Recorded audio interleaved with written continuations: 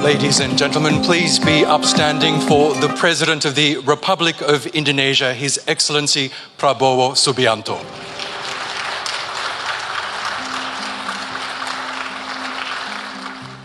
My pleasure to welcome and introduce our distinguished guest for this ADF talk session, the President of the Republic of Indonesia, His Excellency Pak Prabowo Subianto. We believed in trias politica. We believed in freedom of expression, freedom of speech. As I said, I want to really correct myself, you know. Actually, I ran for president 4 times. I lost 3 times. So what I'm saying is, I believe in democracy. I was a soldier.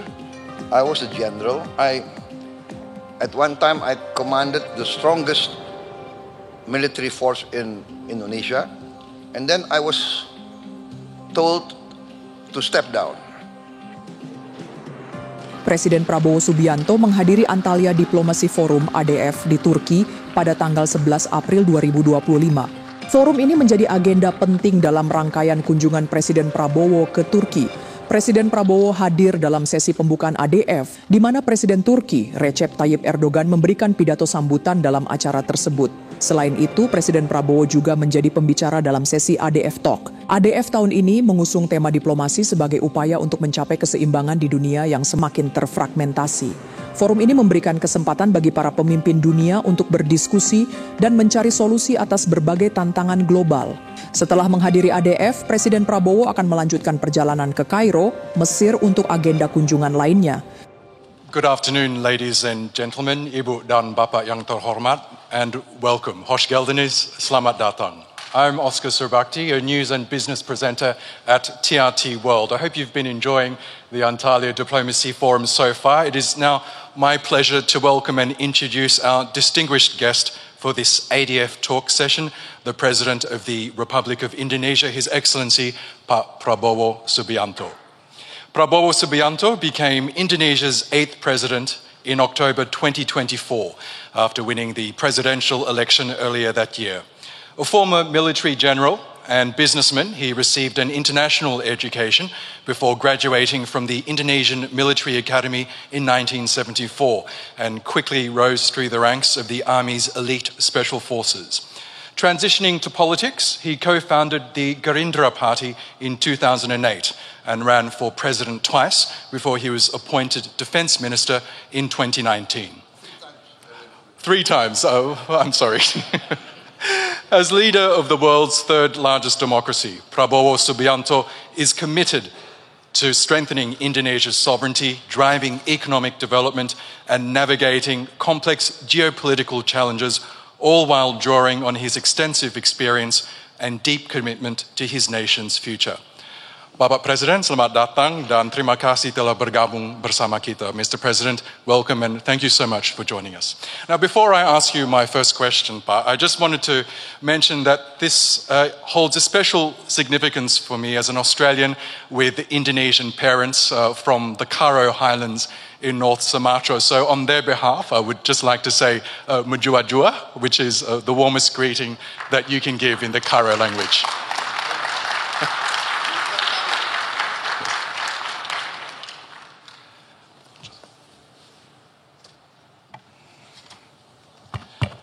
Now, Mr. President, as you know, this year's ADF is held under the theme Reclaiming Diplomacy in a Fragmented World. What does this phrase mean to you exactly in the current global context, and where do you see diplomacy falling short or potentially regaining strength in today's world? Thank you. To be very frank, I tend to be now a bit pessimistic about the success of diplomacy. But I realize that we cannot give up on diplomacy. Why do I say I'm pessimistic? Because what we see now in the reality, the real world, what we are witnessing now, is actually the carrying out of the age-old adagium, the age-old, let us say, philosophy of Thucydides, the ancient Greek historian, who said that the strong will do what they can, and the weak will suffer what they must suffer. So this adagium is being played out in front of our eyes. What is happening is might becomes right. Who has the strength? Who has the capacity? Tend to do what they can do. And this is very, very distressing, very sad for the rules-based system that has been created after the Second World War by the Western powers themselves. So this, for us, in the global South, in the aspiring countries that look up to the West, to be very frank, that want to create a democracy like the West, we believed in the lessons of the West. We believed in trias politica. We believed in freedom of expression, freedom of speech. As I said, I want to really correct myself, you know. Actually, I ran for president 4 times. I lost 3 times. So what I'm saying is, I believe in democracy. I was a soldier. I was a general. At one time, I commanded the strongest military force in Indonesia. And then I was told to step down. In more direct language, I was fired. But I swore an oath to uphold the Constitution. And the Constitution says very clearly that the President has the supreme power over the armed forces. So when my President asked me to step down, I did not hesitate. I said, yes, sir. So what I'm saying is we believed in democracy. We believed in human rights. We believed in the rules-based order. But now, all of a sudden, we see before our eyes, let us say what President Erdogan mentioned, innocent children, innocent women, unarmed men being massacred in front of the eyes of the whole world. So, sorry.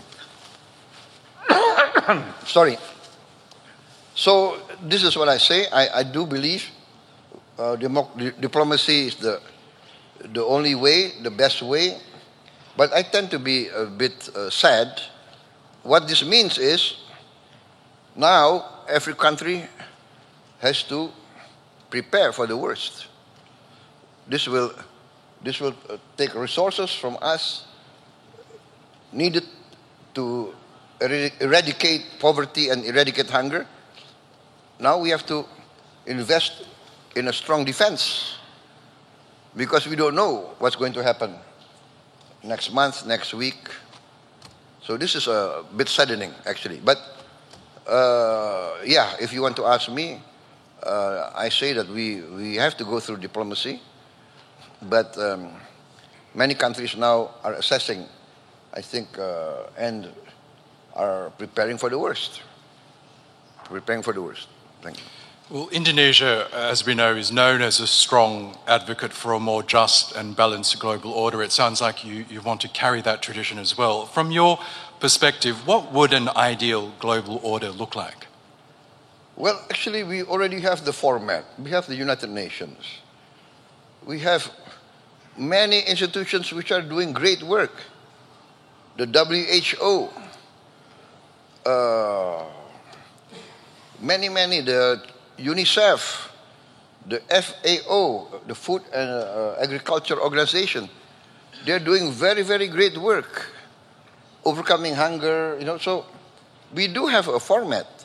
Now, for instance, maybe, there are demands that Security Council, the permanent members should be increased to represent the reality of this present world. We have big countries like India, big countries like Brazil, many countries that represent a big segment of the world population that feel underrepresented in the highest organs of the United Nations. So actually, we already have a good format, and but then we are saddened that this good format that's proven effective,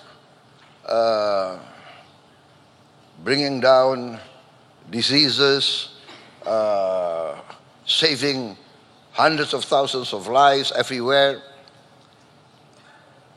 is in danger of being abandoned. So I would say let's not reinvent the wheel, build on what has been proven to be good, overcome its shortcomings, improve, build on what has been achieved. That's my outlook, my position. We're also witnessing major shifts in global alignments. For example, the execution of me first policies, the changing of alliances, multipolarity. How do you interpret these changes, and what lessons should middle powers like Indonesia draw from these evolving patterns? This is very interesting, but Indonesia, by tradition, we have always been non-aligned. In fact, we are the founders of the non-aligned movement, together with India, Egypt, that time Yugoslavia.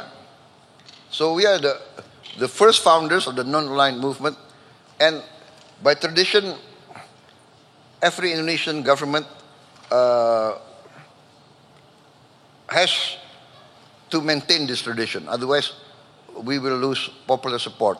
Our people do not want to be engaged into any alliances or blocks, especially military blocks. So we are by tradition neutral. So, for instance, my philosophy, which I announced early on in my campaign, is an ancient Asian philosophy, an ancient philosophy of the Eastern peoples, of the Asiatic civilizations, which is the philosophy taught to us generations. 1,000 friends too few, one enemy too many. It's a very clear and simple sentence, but very difficult to achieve. 1,000 friends too few, one enemy too many. But this is logical because, for instance, where I come from, Southeast Asia, 50 years ago, we were fighting amongst ourselves. We, neighbors, sending troops to each other's territories, claiming each other's territories. This is South Asia 50 years ago. And then amongst the wise leaders at that certain time, at a certain point in history, the leaders of 5 Southeast Asian countries, right, Singapore, Malaysia, Thailand, Philippines, and came to realize, hey, we have urgent agenda for our people. We have to deal with poverty and hunger. Why do we fight amongst ourselves? And then the idea of ASEAN, Association of Southeast Asian Nations, came, and lo and behold, 50 years, no conflict. We still have differences, but we tend to use diplomacy.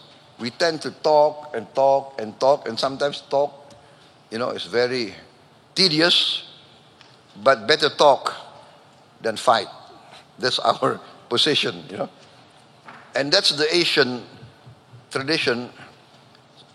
Sometimes the talk can go on and on and on, but in the end, there is some sort of interaction, some sort of chemistry, and we tend to think of the common interest. So this is my philosophy also. So 1,000 friends. I want to bring Indonesia to a position of good relations with all the big powers, and so that we can be some sort of bridge and mediator, etc., etc., etc. This is our effort. So I announced, when I took over, that I want to carry out a policy of the good neighbor. I want to be a good neighbor to all my neighbors, and even to the outlying powers, the great powers of the world. I want to be on very good terms. I want to respect all the great powers, as I hope they would respect us. Mr. President, you touched on this a little earlier, but one of the most pressing challenges facing the world today is the humanitarian crisis in Palestine. In your view, what does this reveal about the current state of global leadership and diplomacy? Well, I would like to say that, as I said in my first comments, that the situation in Gaza actually is teaching the world that many of the great powers that espouse great ideals now, in the eyes of many in the global south, have fallen short, basically. I mean, for instance, many of the Western powers, Western countries, come to Indonesia 30 years ago and come to us always teaching. You must do this, you must do that.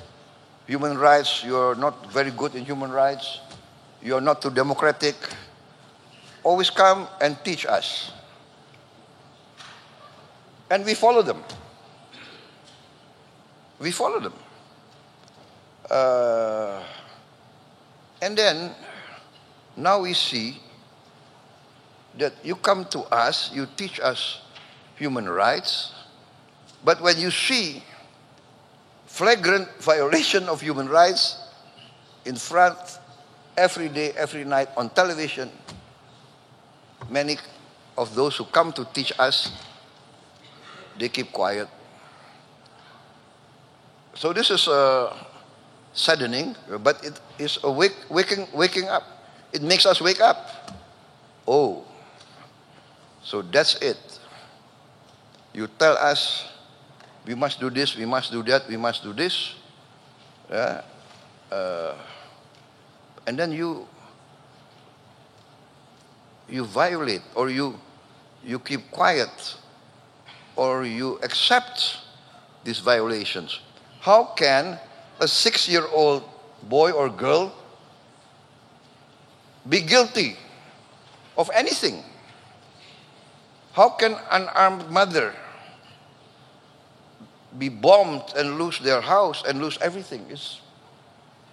It's I think, something that's very hard to digest, actually. And that's why I try to do what I can. That's why I'm traveling tonight I go to Cairo. I will consult with President SESI. Then I'm going to Doha, and I go to Amman, consult with King Abdullah, and then What, people ask why. You are so far away. You are in Indonesia. But I cannot, because my people feel the attack on the innocent people of Gaza, of Palestine, of Lebanon, of Syria is like attacking them. Indonesia, of course, is majority Muslim, but I feel also that I must contribute what I can. So I already, for instance, I sent a small medical team together with the UAE. We have a medical field hospital. We are participating in that, and we are committed also to build another hospital in Palestine, in West Bank, maybe also in Gaza. And I've already announced that we are willing to accept wounded civilians that need medical care, also children and young students who have not gone to school for many years. We are willing to give them scholarships, and we already have some Palestinian students already, but not enough, but we are willing to increase that. And of course, after they complete their education and they complete their medical treatment, I mean, they must return to their homeland. So Indonesia, we are trying to convince everybody that the only real solution, a permanent solution, will come only by a two-state solution with an independent Palestine. But I also said that at that time we must also satisfy the concerns of the Israelis. They also must be guaranteed their right for security, their right of existence. And so I think in the end there should be peaceful collaboration. I think that is the key to a real peace. Yes, and we know that your continued support of the Indonesian hospital in Gaza has been key to providing life-saving medical services in the enclave. Now, if I could turn to the Indo-Pacific region, we know the region is increasingly becoming a stage for great power rivalry, a potential flashpoint. As a leading voice in ASEAN, the Association of Southeast Asian Nations, how does Indonesia plan to manage these tensions while also working with ASEAN to keep the region peaceful and stable? Yes, as many times in many different fora, in many different instances, I said that our only way is engagement. Engagement and mutual respect. So in the end, I always propose collaboration. We have sometimes conflicting territorial claims. This is natural because we have been subjugated to many centuries of foreign domination, of colonialism, of imperialism. Some countries from somewhere came. They seem to like the wealth of some of our regions, and they say, okay, now this is ours. And they put up their flag. You see, so after a long period of struggle against colonialization and imperialism, most of the countries in our region achieved independence. But still, the leftover of those centuries, boundaries which are not clear, etc., etc., they are now the heritage given to us that we have to clear up all this mess. So we succeeded in cooperation With Vietnam, we have, I don't know, several decades of territorial claims and counterclaims, but we have resolved it a few months ago. I'm proposing also to my good friend and my good brother, the Prime Minister of Malaysia, let's solve the outstanding issues that we have with Malaysia. I also proposed joint development with the People's Republic of China, President Xi. You know, we respect each other's legal position, but in the meantime, why don't we work together, right? We have overlapping maritime areas, zones. For instance, the PRC claim historically for thousands of years, Chinese fishermen have fished in those waters. And we claim for thousands of years, Indonesian fishermen have fished in those waters. So I said to President Xi, why don't we have joint development? You know, let's register how many hundreds of Chinese vessels, how many hundreds of Indonesian vessels, within the framework of the international limitations so that we don't have overfishing.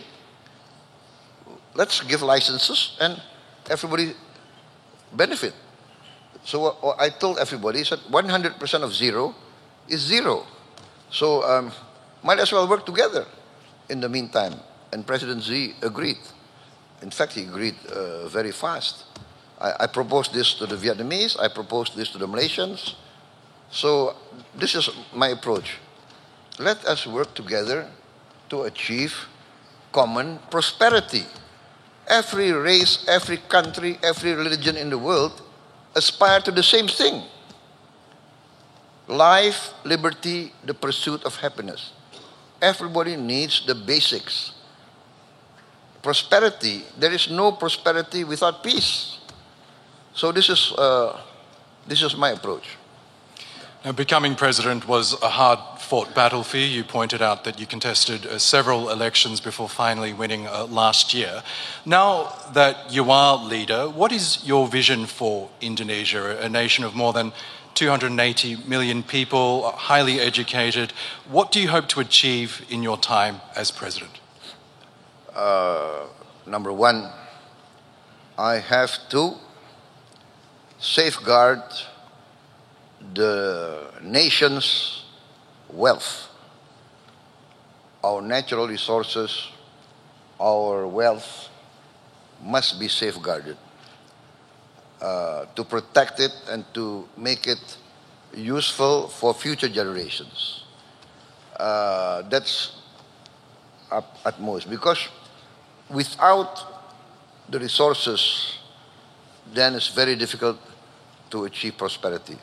Number two, we must have wise, correct, and common sense policies. That is the duty of every government, in my opinion. After being an amateur historian, I studied the history of many civilizations.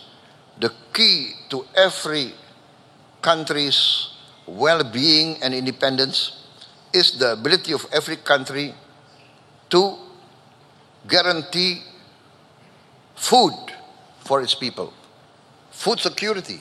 And I think this is also the realization of the United Nations. The United Nations several years ago said that the future global crisis will be three. What they say, the FEW, food, energy, and water. So likewise, in Indonesia, I have to guarantee food for my people. Number two, I have to guarantee energy for my people. And then water. Alhamdulillah, thank God, Indonesia, we have abundance of water. We have the other way around. Sometimes we have too much water, and then there's flooding, you see? And that's I would say that's our challenge, right? Like, we must manage our water, that it becomes useful. It doesn't become a natural disaster. And this is also a matter of education, matter of good governance. So that, and then of course, prosperity can only be achieved by the grasp of science and technology. Science and technology will enable us to industrialize. And so education, investment in science, technology, and in education is very important. In our budget, the number one, the highest item in our budget is education. I think it's the highest in the history of Indonesia. And then also I have rolled out a free meal for every children and every pregnant mother of Indonesia. So this is a massive program, very ambitious, but we are getting there. Sorry. At the end of 2025, we will provide meals for 82.9 million mouths by November 2025. So this is our program. We have to. I'm very determined to bring down poverty, especially extreme poverty, and I want to eradicate hunger. Nobody must go hungry in a nation that is a member of the G20. Thank you. And finally, Mr. President, this year marks 75 years of Indonesia-Turkey diplomatic relations. Both nations share a deep historical bond and strategic partnership. As we look ahead to 2050, which will mark the centenary of this partnership, how do you see that bilateral relationship evolving, especially in addressing shared global challenges? I'm very optimistic in this case. I'm very bullish in the sense that Turkey has a special place in Indonesia, the Indonesian people, you know. Indonesia being majority Muslim, the Ottoman Empire being at that time accepted as the leader of the Islamic community. Relations go through many centuries. Many parts of Indonesia feel the influence of the Ottomans. Many cases we were attacked by foreign powers. The Ottomans came to the assistance of our sultans. So there's this emotional bond. And I think even now, President Erdogan told us that there are Indonesian tourists coming to Turkey, I think in the figure of 200,000 every year. 200,000 Indonesians will visit Turkey. Usually after they go on the Umrah, then they will come to Turkey. And we have 50,000 Turkish citizens coming to Indonesia every year. Can you imagine? We are very far, but this is the close bond. And we are working very good in many fields. So I'm very bullish, I'm very optimistic.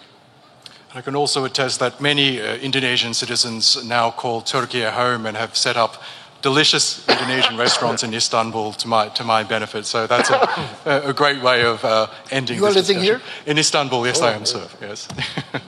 Very smart, very smart. I'm afraid we could be talking for hours, but I know you have a very packed schedule, Bapak President. That does bring us the end of our discussion. Can we please thank our honored guest, His Excellency Prabowo Subianto, the President of the Republic of Indonesia.